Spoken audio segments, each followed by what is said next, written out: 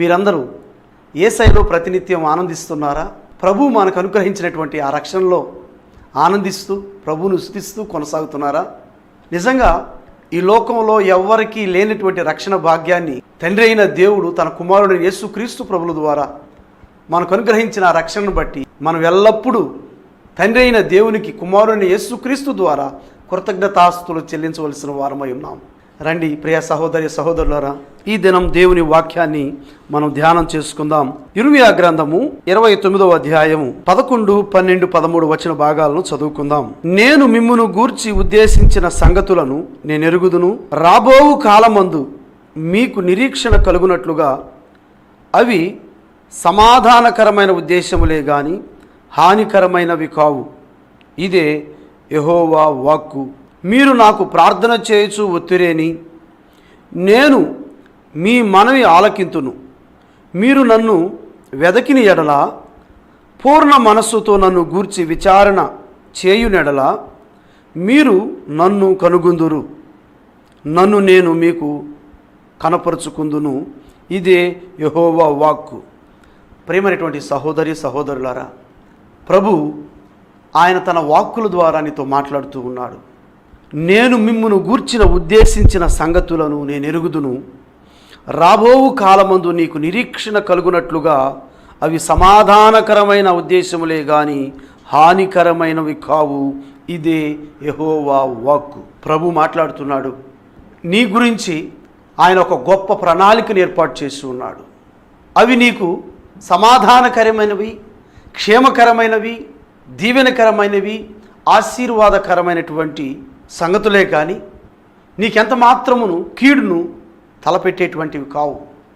దేవుడు నీ పట్ల, నా పట్ల, మనందరి పట్ల ఆయన గొప్ప ప్రణాళిక వేశాడు. ఆయన ప్రేమైనటువంటి దేవుని బిడ్డలారా, దేవుడు తన లేఖనాలతో మాట్లాడుతున్నాడు. I know the plans I have for you, plans to prosper you and not harm you, plans to give a hope and A future.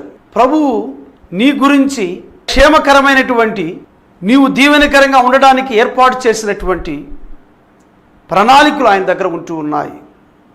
నీవైతే ప్రియ సహోదరి సహోదరుడా, నువ్వు ఆలోచన చేసుకుంటూ ఉన్నావు, దిగులు పడుతూ ఉన్నావు, వేసారిపోతూ ఉన్నావు, అర్థం కాని పరిస్థితుల్లో ఉన్నావు.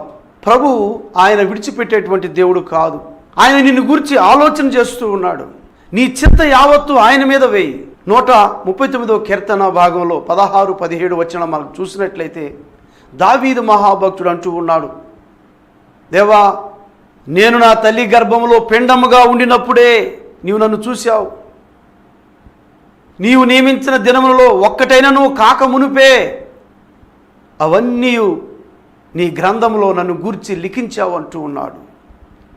ప్రభువా, నీవు నా పట్ల ఉద్దేశించిన సంగతులు ఎంత ప్రియమైనవి, ఎంత గొప్పవి ప్రభువా. ఒకవేళ వాటి మొత్తాన్ని నేను లెక్కించదనుకుంటే అవి ఇసుక కంటే ఎక్కువగా ఉన్నాయి, లెక్కించలేనంతగా ఉన్నాయి. అంత గొప్ప ఆశీర్వాదములు, అంత గొప్ప ఉద్దేశాలు మన పట్ల దేవుడు ఏర్పాటు చేసి ఉన్నాడు. ప్రియ సహోదరి సహోదరుడా, నీవు దేనిని గురించి భయపడిన అవసరం లేదు, దేనిని గురించి ఆలోచించిన అవసరం లేదు.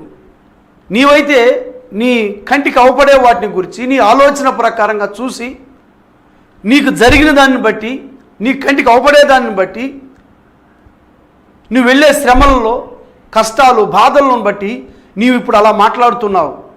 అదృశ్యుడైన దేవుడు తన వాక్కు ద్వారా నీతో మాట్లాడుతున్నాడు. ఆయన నిన్ను చూస్తూ ఉన్నాడు. ఇప్పుడు కాదండి, తల్లి గర్భములో పిండముగా ఏర్పడక మునుపు, అప్పటి నుండి తల్లి ఒడిలో కూర్చుని మొదలుకొని నేటి వరకు కూడా ప్రియ సహోదరి సహోదరుడా, ఆయన నిన్ను చూస్తూ ఉన్నాడు, నిన్ను గమనిస్తూ ఉన్నాడు, నీకు సహాయం చేస్తూ ఉన్నాడు, నిన్ను ప్రేమిస్తూ ఉన్నాడు, అనేక రీతులుగా నీకు సహాయం చేసి నడిపిస్తూ ఉన్నాడు. నీ పట్ల గొప్ప ప్రణాళిక వేస్తూ ఉన్నాడు. నువ్వు దాని గురించి దిగులు పడవద్దు, భయపడవద్దు, కలవరం చెందవద్దు. దావీదు మహాభక్తుడు అంటున్నాడు చూడండి, 139వ కీర్తన 16, 17 వచనములు, నేను పిండమునై ఉండగా నీ కన్నులు నన్ను చూచెను, నియమింపబడిన దినములలో ఒకటైన కాక మునుపే నా దినములన్నీ నీ గ్రంథములో లిఖితములాయను. దేవునికి స్తోత్రం. చూడండి, మన గురించి అన్నీ కూడా ఆయన గ్రంథంలో రాసి ఉంచారంట. దేవునికి స్తోత్రం. నీకు ఎలాంటి జీవితం ఇవ్వాలి, ఎలాంటి భార్యని ఇవ్వాలి, ఎలాంటి భర్తని ఇవ్వాలి, ఎలాంటి బిడ్డలను ఇవ్వాలి, ఎలాంటి కుటుంబాన్ని ఇవ్వాలి, ఎలాంటి ఆర్థిక వనరులు ప్రభు నీకు ఇవ్వాలని, అవన్నీ కూడా ఆయన గ్రంథంలో లిఖించాడండి. దానికి మించి నీవు నేను మనం ఏమి చేయలేము. దేవా 17వ వచనం, దేవా నీ తలంపులు నాకెంత ప్రియమైనవి. దేవునికి స్తోత్రం. యేసయ్యా ప్రభువా నీ తలంపులు నా ఎడలు ఎంత ప్రియమైనవి అయ్యా. యేసయ్యా నీకు వందనాలు. చాలామంది దేవుని తలంపులను, దేవుని ఆలోచనలు ఇష్టపడరు, దేవుని ఉద్దేశానికి, దేవుని చిత్తానికి ఇష్టపడరు. అందుకే ప్రభు అంటున్నాడు యెషయా గ్రంథం 55వ అధ్యాయం 8-9 వచనాలు అంటున్నాడు, ఆకాశములకు భూమికి మధ్య ఎంత దూరమో నా తలంపులకి మీ తలంపులకి, నా మార్గాలకి మీ మార్గాలకి అంత దూరం అంటూ ఉన్నాడు. ప్రియ సహోదరి సహోదరుడా, నిద్ర లేచి నుండి నీవు దేనిని గురించి ఆలోచన చేస్తున్నావు? నీ వ్యాపారం గురించి, నీ కుటుంబాన్ని గురించి, నీ సంపాదన గురించి, నీ ఆర్థికపరమైన లావాదేవీల గురించి, నేను ఎంత సంపాదిస్తామా, నా భవిష్యత్తు ఏం చేద్దామా? మంచిదే, నేను కాదంటూ లేదు. కానీ నిన్ను సృజించినటువంటి నీ దేవుని గురించి నువ్వు ఆలోచన చేస్తున్నావా? ప్రార్థన చేస్తున్నావా? ప్రభువును స్తుతిస్తున్నావా? క్రమంగా దేవుని సన్నిధికి వెళ్తున్నావా? దైవ సేవకునికి లోబడుతున్నావా? వాక్య క్రమానికి లోబడుతున్నావా? సంఘ క్రమానికి లోబడుతున్నావా? ప్రియ సహోదరి సహోదరుడా, ప్రభువు దినాన్నితో మాట్లాడుతున్నాడు. నీ ఎదుట ఉన్న ఎన్ని సమస్యలైనా, అవి ఏమైనా సరే నీవు భయపడవద్దు, నువ్వు దిగులు పడవద్దు, వేసారిపోవద్దు. ప్రభువు నీ ఎడల గొప్ప తలంపులు కలిగి ఉన్నాడు, గొప్ప ఉద్దేశాలు కలిగి ఉన్నాడు. For I know the plans I have for you declares the Lord. ప్రభు చెప్తున్నాడు, నేను నీ ఎడల, నీ గురించి కొన్ని ఉద్దేశాలు, కొన్ని ప్రణాళికలు కలిగి ఉన్నాడు. Plans to prosper you, not harm you. ఆయన ఉద్దేశాలు, ఆయన ప్రణాళికలు అంట ప్రాస్పర్, నిన్ను అభివృద్ధి పరిచేటువంటివి, నిన్ను ఆశీర్వదించేటువంటివి. Some other verse you can see that thoughts of peace, place for welfare. దేవుడు నీ క్షేమం గురించి, నువ్వు ఆశీర్వాదకరంగా జీవించుటకు గాను ప్రభువు ఆయన ప్రణాళికలు సిద్ధపరిచినది నీవు అభివృద్ధి పరచబడ్డానికి, నీవు దీవించబడ్డానికి, నువ్వు దీవెనకరంగా ఉండడానికి. కీడుకు వారసులుగా ఉండడానికి పిలువబడలేదు నీవు నేను. శాపాలకు వారసులుగా ఉండడానికి పిలువబడలేదు. ప్రియ సహోదరి సహోదరుడా, ప్రభు నిన్ను నన్ను పిలిచింది ఆశీర్వాదాలకు వారసులకు పిలిచాడు. దేవునికి స్తోత్రం. ఆయన నీ ఎడల గొప్ప ప్రణాళిక కలిగి ఉన్నాడు. నువ్వు చింతించొద్దు. వ్యాపారం నష్టం వచ్చిందని, కుటుంబంలో గలిబిలి అయిందని, నా జీవితం ఇంతేనని, నేను అప్పులైపోయానని, నాకున్న అప్పులు, ఎలాంటి అప్పుల సమస్య ఇంకెవరకు రాకూడదని, నా జబ్బుతో నేను ఇట్లా బాధపడుతున్నాను, నువ్వు బాధపడవద్దు. ప్రభు నిన్ను చూస్తున్నాడు, ప్రభు నిన్ను గమనిస్తూ ఉన్నాడు, ప్రభు నీకు సహాయం చేసేటువంటి వాడు. పిరికితనం గల ఆత్మ ప్రభు మనకి ఇవ్వలేదండి. పిరికితనం గల ఆత్మ ఆలోచన, ఆ తలంపు వచ్చిందంటే అది దుష్టుడి నుండి, అది సాతాను నుండి వచ్చినది. అటువంటి ఆలోచన నీ ఇంట్లోకి రాకూడదు, నీ ఒంట్లోకి రాకూడదు, నీ మనసులోనికి రాకూడదు. ప్రభువు గొప్పవాడని, ప్రభు నాకు సహాయం చేస్తాడని మంచి ధైర్యంతో నిలబడాలి. దేవునికి స్తోత్రం. ప్రభువు నీ ఎడల గొప్ప తలంపులు కలిగి ఉన్నాడు. కీర్తనకారుడు అంటూ ఉన్నాడు, దేవా నీ తలంపులు నాకెంత ప్రియమైనవి, వాటి మొత్తం ఎంత గొప్పది, వాటిని లెక్కించదనుకుంటున్నా అవి ఇసుక కంటేను లెక్కకు ఎక్కువై ఉన్నవి. దేవునికి స్తోత్రం. ఆయన మన ఎడల ఉంచేటువంటి ఆ ఉద్దేశాల తలంపులు ఎంత గొప్పవి, ఎంత ప్రియమైనవి, ఎంత గొప్పవి. వాటి మొత్తాన్ని లెక్కించాలనుకుంటే అది అసాధ్యం. ఇసుక కంటే మించిపోయినటువంటివి, ఇసుక లెక్కించడము అసాధ్యము. అలాంటి గొప్ప తలంపులు, ఉద్దేశాలు ప్రభు నీ ఎడల నా ఎడల కలిగి ఉన్నాడు. నీ ఎదుటున్న సమస్యను బట్టి, అవమానాలను బట్టి నేను ఎందుకు బ్రతకాలి, నేను ఎందుకు జీవించాలి, నేను ఎవరి కోసం బ్రతకాలనుకుంటూ ఉన్నావు? ప్రియ సహోదరి సహోదరుడా, నీవు అధైర్యపడవద్దు.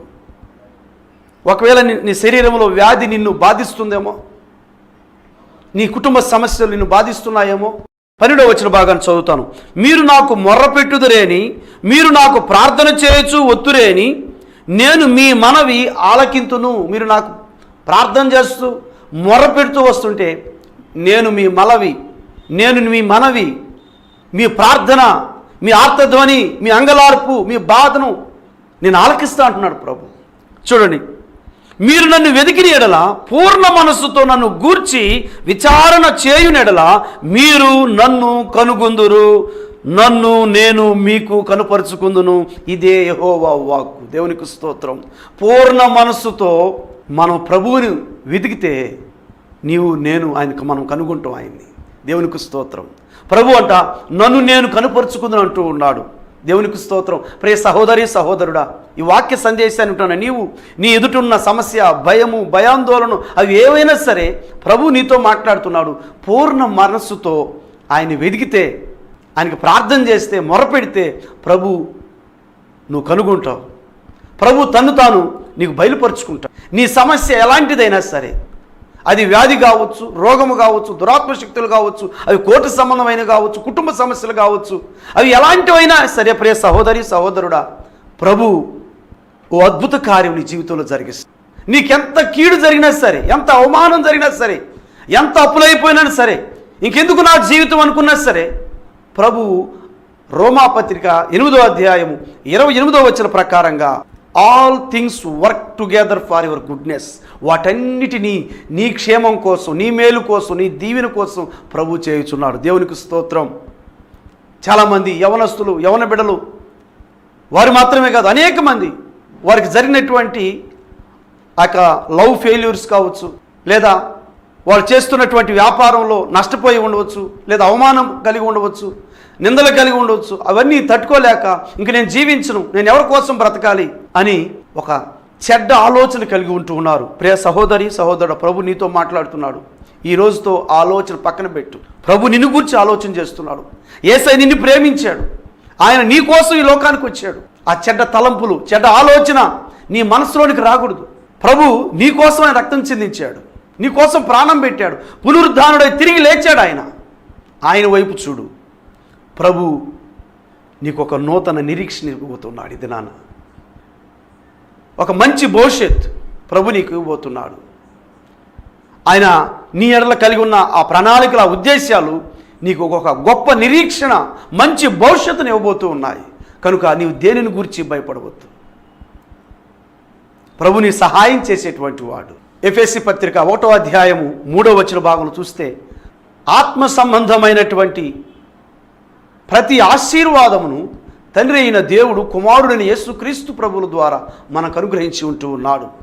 ప్రియ సహోదరి సహోదరుడా, ఈ లోకంలో ఒకవేళ నువ్వు అనుకున్నది, నువ్వు ఎక్స్పెక్ట్ చేసింది, నువ్వేం కావాలనుకున్నది అది పొందుకోకపోవచ్చేమో, కానీ ఒక స్వస్థత విషయంలో, అప్పుల విషయంలో, కుటుంబ విషయంలో, మరి ఏ విషయంలో పొందుకోకపోవచ్చు, కానీ వాటన్నిటికంటే గొప్పదైనటువంటిది ప్రభు అయిన యేసుక్రీస్తు ప్రభులు వారు మనకందరికి అనుగ్రహించినటువంటి రక్షణ. రక్షణ లేకుండా ఇవన్నీ ఉన్న వ్యర్థం. ఈ కార్యక్రమాన్ని వీక్షిస్తున్న ప్రియ సహోదరి సహోదరుడా, ప్రభువుని నమ్మావా? మారు మనసు రక్షణ అనుభవంలోకి వచ్చావా? ఇంకా బాప్తిస్తానికి సిద్ధపడలేదా? ప్రభు నీతో మాట్లాడుతున్నాడు. సిద్ధపడు. నీ పేరు గొర్రెపిల్ల జీవగ్రంథంలో లిఖించబడాలి. ప్రభు గొప్ప జీవితాన్ని, మంచి భవిష్యత్తును ప్రభు నీకు ఇవ్వబోతున్నాడు. ఇర్మియా గ్రంథం 29వ అధ్యాయము 11వ వచన ప్రకారంగా ప్రభు మాట్లాడుతున్నది. For I know the plans I have for you declares the Lord, plans to give you prosper and not harm you, plans to give you hope and a future. ప్రభు నీకు అనుగ్రహించినటువంటి, నీ పట్ల ఏర్పరిచిన ఆ ప్రణాళికలు చాలా గొప్పవి. అవి నీకు మేలు చేసేటువంటివి, నీకు దీవెనకరంగా చేసేవి. అన్ని విషయాల్లో ప్రభువుని ఆశీర్వదించేటువంటి. ఎఫెసీ పత్రిక 1వ అధ్యాయం 3వ వచన ప్రకారంగా మన ప్రభు అయిన యేసుక్రీస్తు యొక్క తండ్రి యొక్క దేవుడు స్తుతింపబడునుగాక. ఆయన క్రీస్తునందు పరలోక విషయములలో ఆత్మ సంబంధమైన ప్రతి ఆశీర్వాదమును మనకు అనుగ్రహించెను. దేవునికి స్తోత్రం. ప్రార్థన చేసుకుందాం. ప్రియ సహోదరి సహోదరుడా, ఇంతవరకు వాక్య సందేశాన్ని విన్నాను. నీకేమైనా సమస్య ఉంటే, నీకేమైనా శరీరంలో వ్యాధి ఉంటే కళ్ళు మూసుకొని ప్రార్థనలో ఏకీభవించండి. మీ శరీరంలో ఎవరికి ఎలాంటి వ్యాధి ఉందో ఆ స్థలంలో మీ కుడి హస్తాన్ని ఉంచండి. నేను మీకోసం ప్రార్థన చేయబోతున్నాను. స్వస్థపరచువాడు ప్రభు. విశ్వాసంతో కళ్ళు మూసుకుని ప్రార్థనలో ఏకీభవించండి. ప్రభు ఈ దినాన ఓ గొప్ప అద్భుత కార్యం మీ జీవితంలో, మీ కుటుంబంలో చేయబోతున్నాడు.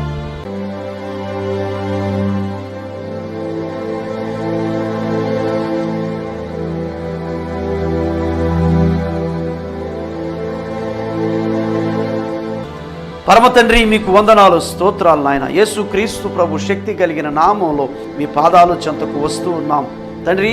ఈ ప్రార్థనలో కళ్ళు మూసుకుని మోకరించి ఏకీభవించిన ప్రతి నీ కుమారుని బట్టి, ప్రతి నీ కుమార్తెను బట్టి స్తుతిస్తూ ఉన్నాం. నీవు ఈ దినాన ఇర్మియా గ్రంథం 29వ అధ్యాయం 11వ వచనం ద్వారా మాట్లాడినందుకు స్తోత్రాలు ప్రభువా. నీవు మా ఎడల ఉంచిన గొప్ప ప్రణాళికలను బట్టి నీకు స్తోత్రాలు చెల్లించుకుంటున్నావు. మీరు మా పట్ల ఏర్పాటు చేసిన ఆ ఉద్దేశములు అవి మాకు సమాధానకరమైనవి, క్షేమకరమైనటువంటివి నాయన, మంచి నిరీక్షణ కలిగినటువంటివి. దేవా మీకు వందనాలు. మాకు ఒక మంచి భవిష్యత్తును అనుగ్రహించేటువంటి మా ఎడల నీకున్న తలంపులు చాలా గొప్పవని మీ లేఖనాల ద్వారా మేము తెలుసుకుని ఉన్నాం. ఇదిగో తండ్రి, ఇంతవరకు వాక్య విన నీ ప్రియబిడ్డలు ప్రార్థనలో ఏకీభవించినటువంటి వారు ఒంటరిగా వేదనతో బాధపడుతున్నటువంటి ప్రియబిడ్డలు నీ ఆత్మతో వారిని బలపరచండి, మీ లేఖనాలతో బలపరచమని వేడుకుంటూ ఉన్నాం. నీ ప్రియబిడ్డలు వారి శరీరం మీద ఎక్కడైతే ప్రభువా వారి కుడి హస్తాన్ని ఉంచున్నారో ఆ స్థలంలో ఉన్న జబ్బును, వ్యాధిని, క్రిమిని నజరేయుడని యేసు క్రీస్తు శక్తి కలిగిన నామమున గద్దించి బయటికి వెళ్ళగొడుతూ ఉన్నాం.